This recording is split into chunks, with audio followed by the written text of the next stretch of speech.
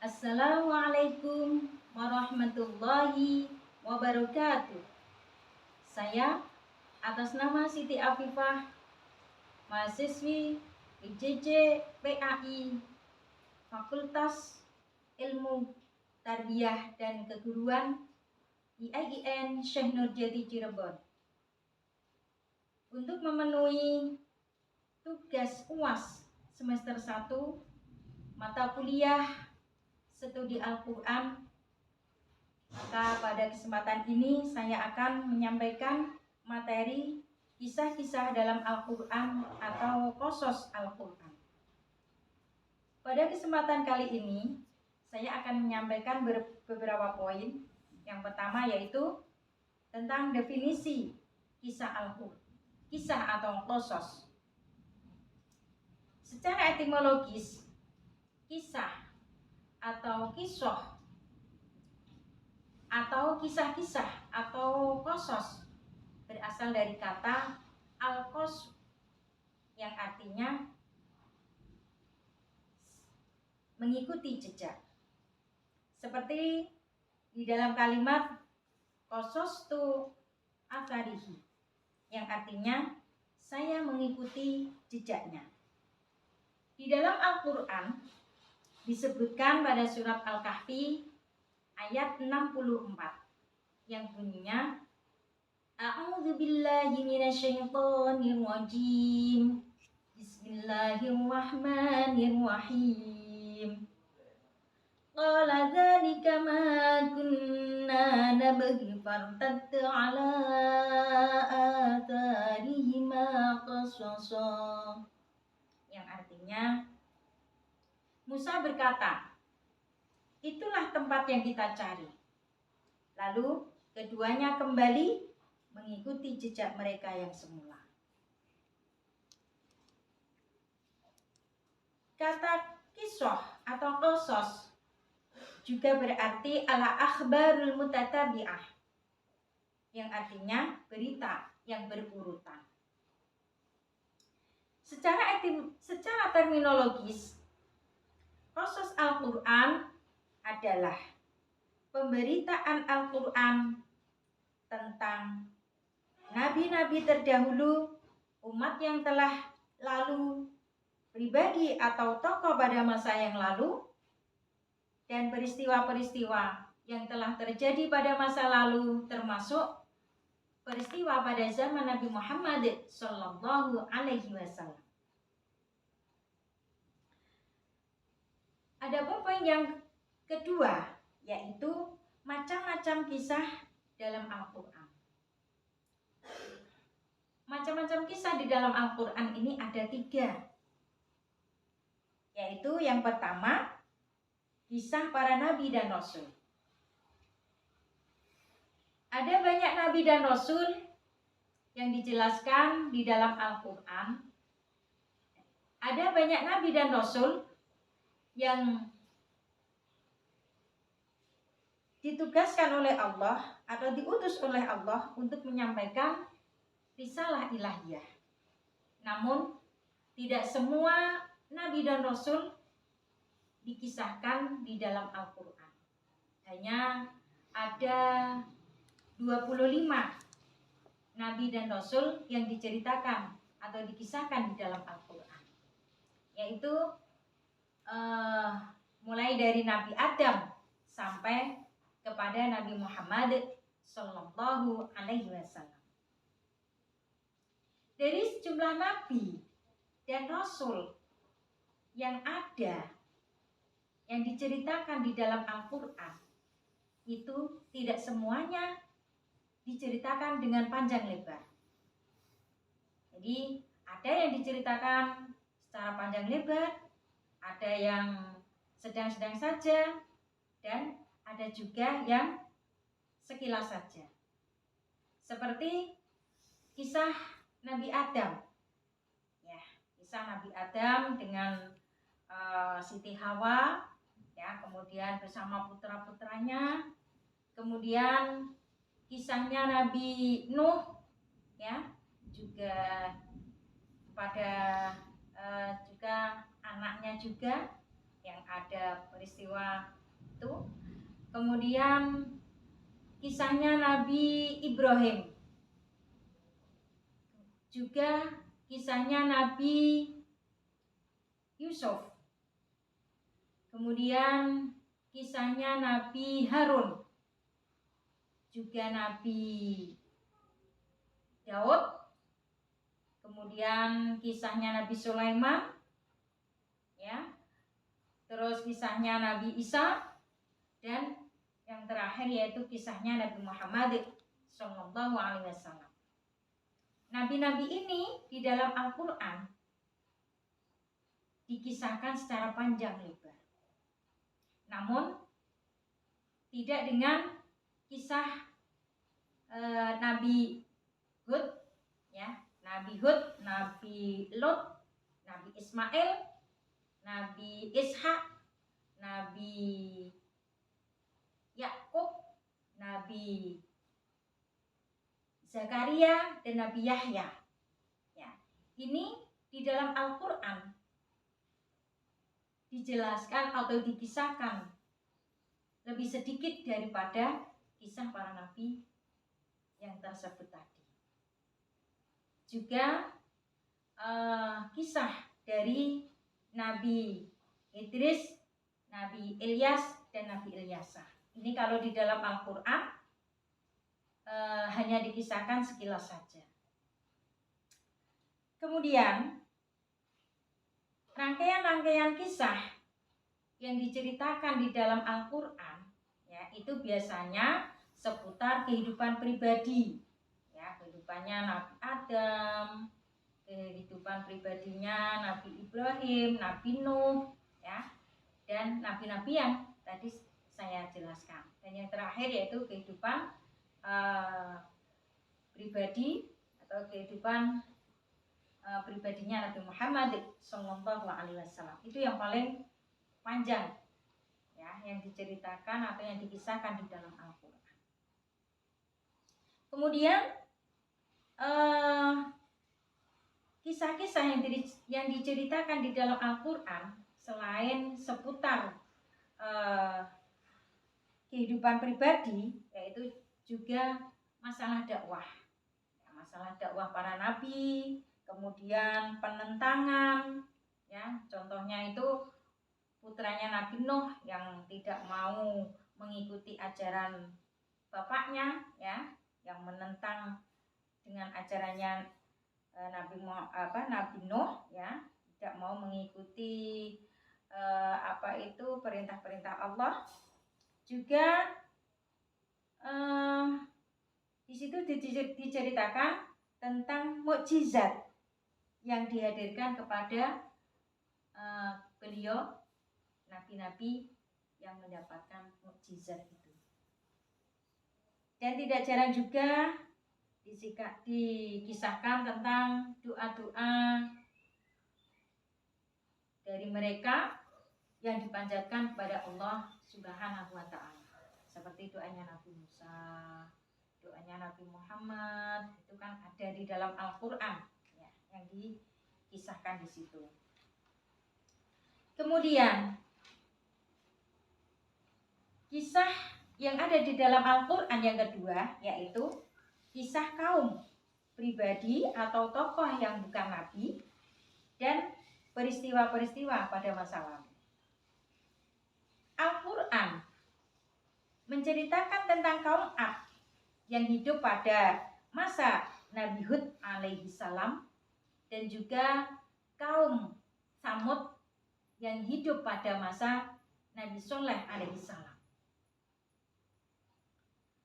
Kedua kaum tersebut, ya, ini sama-sama menentang para rasul yang diutus oleh Allah kepada mereka. Karena mereka tidak mau taat kepada utusan Allah, mereka menentang kepada utusan Allah, maka Allah menurunkan azab kepada kaum-kaum tersebut. Di dalam Al-Quran juga diterangkan tentang sosok pribadi atau tokoh yang bukan nabi. Tetapi tokoh itu, seorang itu menjadi teladan. Seperti kisahnya Luqman, ya. Luqman ini di dalam Al-Qur'an di situ dikisahkan seorang bapak, ya, yang bisa menjadi teladan bagi umat manusia ini dalam mendidik putra-putrinya sehingga menjadi putra-putri yang solih dan solihah.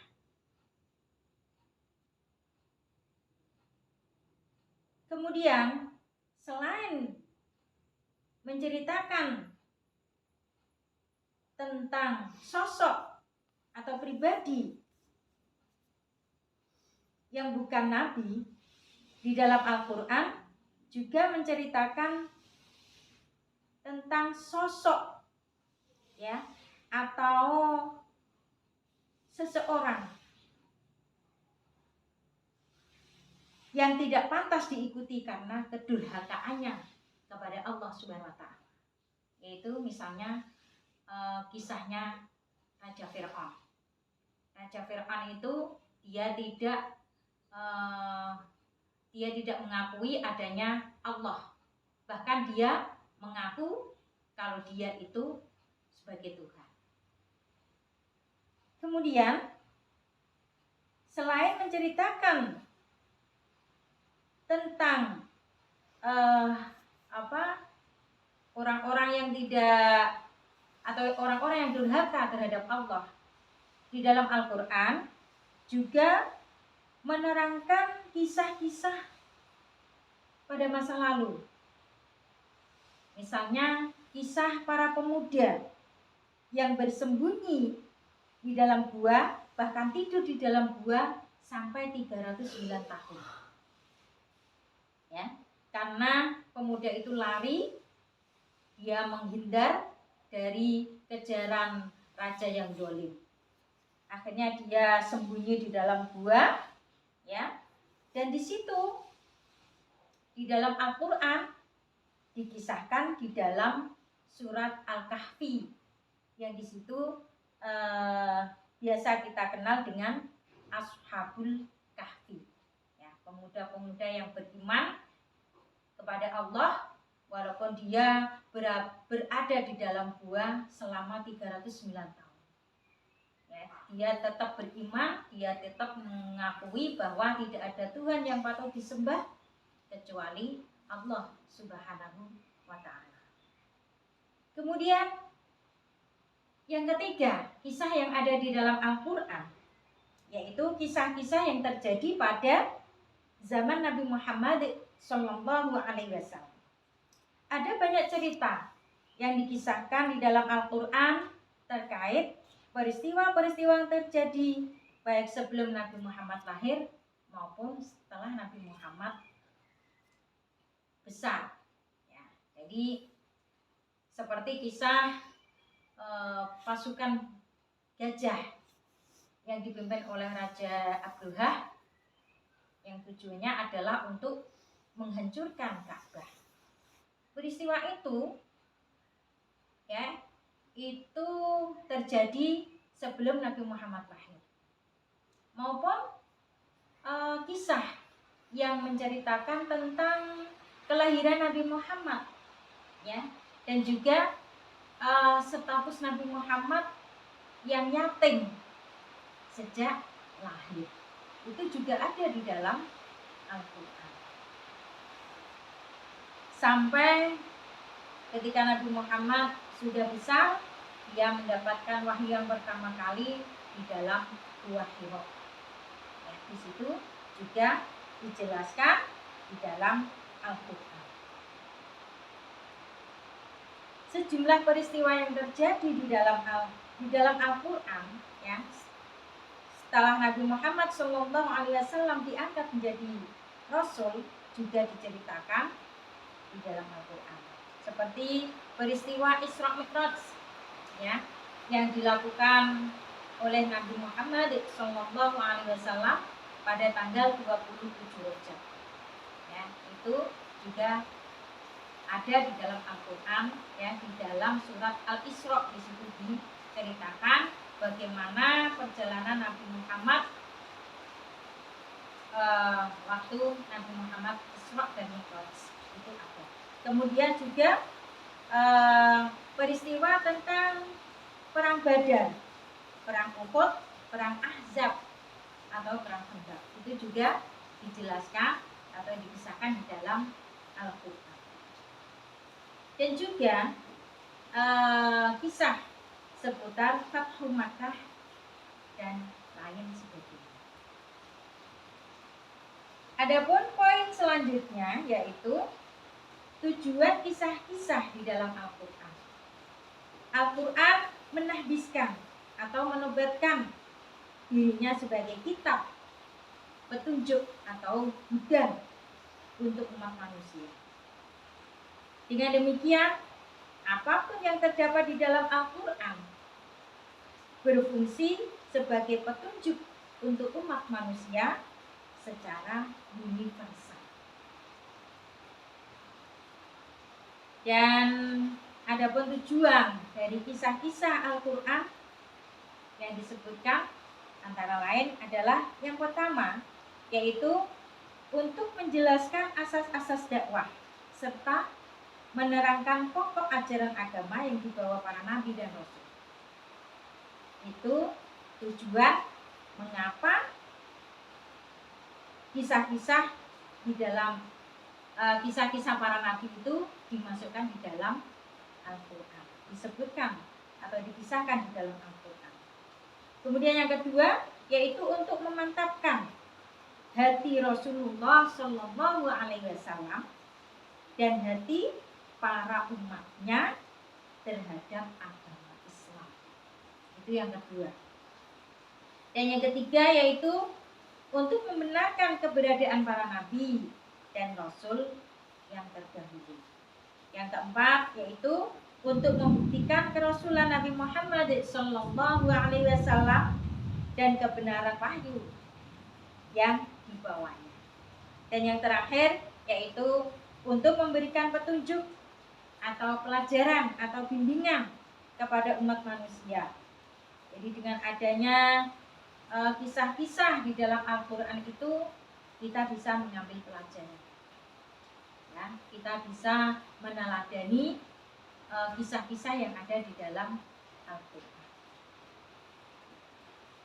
Adapun poin yang selanjutnya yaitu adalah hikmah pengulangan kisah di dalam Al-Qur'an. Kisah-kisah di dalam Al-Qur'an memang tidak jarang yang diulang-ulang ya dalam ayat yang berbeda. Jadi, dan ini tujuannya apa? Ya, sampai kisah-kisah itu diulang-ulang dalam ayat yang berbeda. Ini tujuannya adalah untuk menjelaskan tingkat kesusastraan Al-Qur'an atau bulughul Al-Qur'an yang sangat tinggi. Jadi Al-Qur'an itu tidak ada bandingnya, ya. Kalau dibanding dengan karya sastrawan-sastrawan yang lain yang ada di dunia ini, tidak ada tandingnya. Kemudian yang kedua, hikmah pengulangan itu adalah untuk menerangkan kemukjizatan Al-Qur'an atau ijaz Al-Qur'an. Ya. Karena memang Al-Qur'an itu mukjizat yang paling besar yang tidak ada tandingannya di dunia ini. Kemudian yang ketiga yaitu menguatkan makna sebuah peristiwa ke benak para pembaca. Itu menguatkan makna sebuah peristiwa. Jadi di situ kalau ada peristiwa-peristiwa atau kisah yang ada di dalam Al-Qur'an, ya, ini kalau disampaikan secara berulang kali, maka pembaca itu akan lebih dalam mengingatnya. Kalau disampaikan cuma sekilas, maka dia akan lebih lupa. Jadi itu hikmah pengulangan-pengulangan kisah di dalam Al-Qur'an. Dan yang terakhir, ya, poin yang terakhir yaitu kisah-kisah di dalam Al-Qur'an, ya, yang ada itu adalah fakta, non fiktif. Jadi seluruh kisah yang diceritakan di dalam Al-Qur'an itu tidak ada yang bohong atau fiktif atau rekaan. Jadi semua adalah bersifat faktual atau fakta sejarah. Jadi di situ memang benar-benar nyata, ya, benar-benar ada sejarahnya, tidak cerita fiktif atau rekaan. Tidak seperti karya-karya sastrawan, ya, yang ada saat ini, ya, yang bisa juga dia membuatnya itu yang bersifat fiktif, ya, itu lain dengan yang ada di dalam Al-Qur'an. Seperti yang diterangkan di dalam surah Ali Imran ayat 62 yang bunyinya A'udzu billahi minasyaitonir rajim. Bismillahirrahmanirrahim. Inna hadza lahuwal qasasul haqq. Wa ma min ilahin illallah. Wa inna Allaha huwal azizul hakim. Yang artinya sesungguhnya inna hadza lahuwal qasasul haqq. Sesungguhnya ini adalah kisah yang benar. Wa ma min ilahin illallah. Dan tidak ada Tuhan yang patut disembah selain Allah. Wa innallaha huwal azizul hakim. Dan sesungguhnya Allah ialah Zat yang maha perkasa lagi maha bijaksana. Dari keterangan di atas maka jelaslah bahwa seluruh kisah atau cerita yang ada di dalam Al-Qur'an, baik yang berupa kisah kaum, ya, atau pribadi atau tokoh hingga peristiwa pada masa-masa yang lalu itu semuanya adalah bersifat faktual, nyata, dan memang benar-benar terjadi. Kisah-kisah tersebut bukanlah mitos atau fiktif belaka, dan bukan pula rekaan yang dimaksudkan hanya sekedar untuk diambil pelajarannya. Demikian yang bisa saya sampaikan. Pastilah banyak kekurangan. Saya sebagai insan biasa, saya mohon maaf yang sebesar-besarnya. Semoga walaupun sedikit ada manfaatnya. Akhirul kalam, wallahu muwaffiq ila aqwamit thariq. Wassalamualaikum warahmatullahi wabarakatuh.